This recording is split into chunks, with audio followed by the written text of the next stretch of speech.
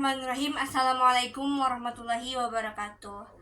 Perkenalkan, nama saya Balkis Lu'lu'il Maknun Filah dengan NIM 112110357 dari kelas MA 21A04 Program Studi Manajemen Fakultas Ekonomi dan Bisnis Universitas Pelita Bangsa.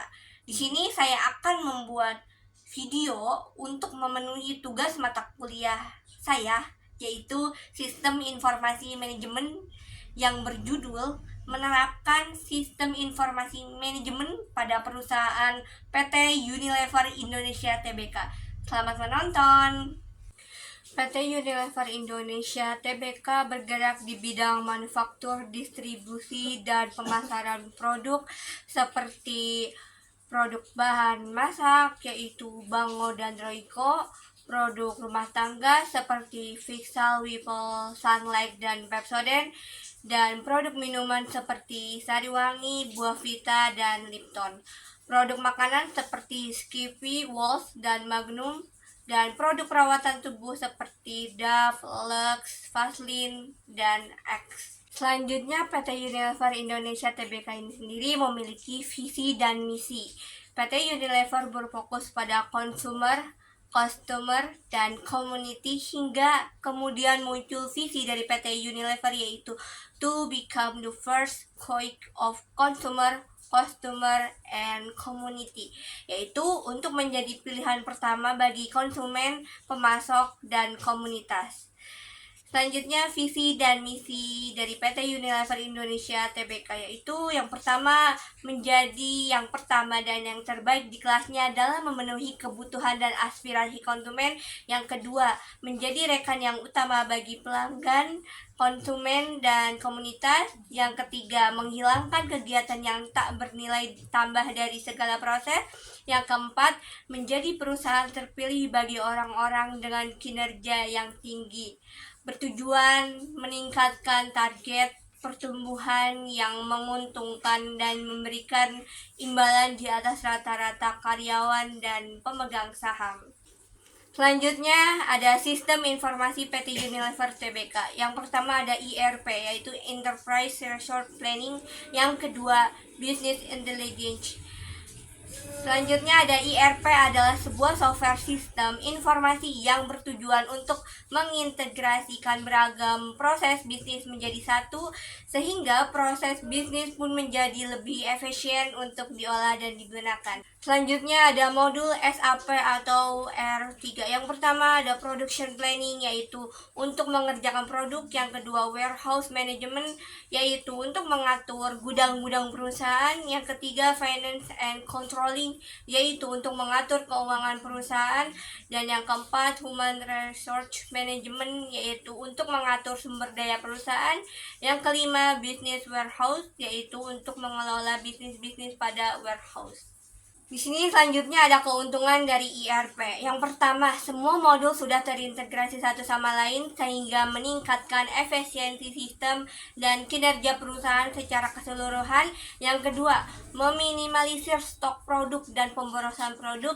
Yang ketiga, SAP atau R3 sudah meliputi seluruh proses IT yang dibutuhkan pada bidang manufaktur, perencanaan, logistik, finansial, dan pelaporan. Selanjutnya ada BI. Apa yang maksud dengan BI? BI adalah Business Analytical Tool yang membantu dalam mengakseskan pengolahan, pengvisualisasian, dan pembuatan report data perusahaan. Selanjutnya ada keuntungan dari BI. Yang pertama ada mempermudah akses dan pengolahan data. Yang kedua mempercepat akses dan pengolahan data. Yang ketiga memungkinkan pembuatan visualisasi data dan report yang memudahkan pihak perusahaan untuk memahami data. Salah satu perusahaan yang memanfaatkan teknologi adalah PT Unilever Tbk. PT Unilever Tbk mempunyai 3 bagian sistem informasi manajemen yang digunakan. Yang pertama yaitu CRM atau CRM, Customer Relationship Management, yaitu manajemen hubungan pelanggan Unilever. Yang kedua IMC, Integrated Marketing Communication, yaitu komunikasi pasar terpadu Unilever. Yang ketiga CSR, Output sistem informasi pemasaran Unilever. Di sini ada CRM, Customer Relationship Management, adalah sebuah strategi sistem informasi yang secara khusus membahas mengenai penanganan hubungan antara perusahaan dengan customer dengan cara mengumpulkan dengan menganalisis data dan informasi yang ada. Selanjutnya ada fungsi dari CRM, yaitu yang pertama ada pengkualifikasian ke masyarakat sasaran, yang kedua penjadwalan serta penelusuran surat pemasaran, yang ketiga membantu dalam mengelola dan menganalisa data dari customer, yang keempat mendukung kegiatan sales, marketing, customer service, training, HRD, dan lain-lainnya. Di sini ada keuntungan dari CRM antara lain. Yang pertama ada servis yang lebih cepat, yang kedua penggunaan budget lebih terkontrol, yang ketiga mampu meningkatkan profit perusahaan, yang keempat serta mampu meningkatkan loyalitas pelanggan. Selanjutnya ada klarifikasi CRM. Yang pertama CRM operasional, yaitu berhubungan dengan relasi perusahaan dengan pelanggan website Unilever. Yang kedua, CRM analitik, yaitu berhubungan dengan pelanggan secara tidak langsung seperti menganalisa kebutuhan pelanggan, meningkatkan kualitas layanan, dan lain-lain. Selanjutnya di sini ada Astute Solution Real Dialog, adalah software linguistik yang dapat mengontrol pesan, memberikan jawaban lebih cepat, dan mengumpulkan data customer sehingga Unilever bisa meningkatkan pengalaman data customer. Selanjutnya, untuk mendukung proses CRM yang dilakukan Unilever dan meningkatkan layanan customer dalam bidang linguistik sebagai sarana pengumpulan data customer. Selanjutnya di sini ada IMC, Integrated Marketing Communication. IMC adalah sebuah strategi pemasaran sistem informasi yang mengintegrasikan semua saluran komunikasi perusahaan menjadi satu. Selanjutnya ada tujuan IMC.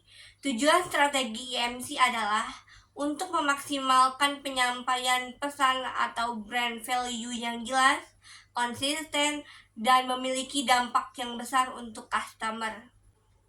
Selanjutnya ada CSR, Corporate Social Responsibility, yaitu suatu tindakan atau konsep yang dilakukan oleh perusahaan sesuai kemampuan perusahaan tersebut sebagai bentuk tanggung jawab mereka terhadap sosial atau lingkungan sekitar di mana perusahaan itu berada. Selanjutnya di sini ada manfaat dari CSR. Saya ambil hanya 3 manfaat saja, yaitu yang pertama, meningkatkan citra perusahaan, yang kedua, memperkuat brand perusahaan, dan yang ketiga, mengembangkan kerjasama dengan pelaku.